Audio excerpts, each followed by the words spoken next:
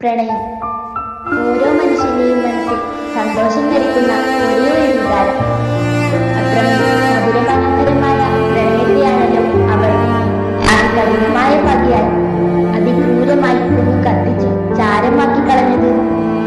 അവരുടെ പ്രണയത്തിലേക്ക് പതിയെ വന്നു ചേർന്ന പുത്തൻ പണക്കാരനെ സ്വന്തമാക്കാൻ അവൾ തന്റെ പ്രണയത്തെ ഒഴിവാക്കാൻ പല വഴികളും നോക്കി പരാജയപ്പെട്ടപ്പോൾ അവൾ പ്രണയത്തെ കൊല്ലാൻ തന്നെ തീരുമാനിച്ചു. ആദ്യം ജ്യൂസിൽ പരീക്ഷിച്ചപ്പോൾ പരാജയപ്പെട്ടു. പിന്നീട് കഷായത്തിൽ വിഷം കലർത്തി തന്റെ പ്രണയത്തെ അതിക്രൂരമായി കൊന്നു തള്ളി അവൾ നിയമം ഒടുവിൽ തൂക്കുകയർ വിധിച്ചു.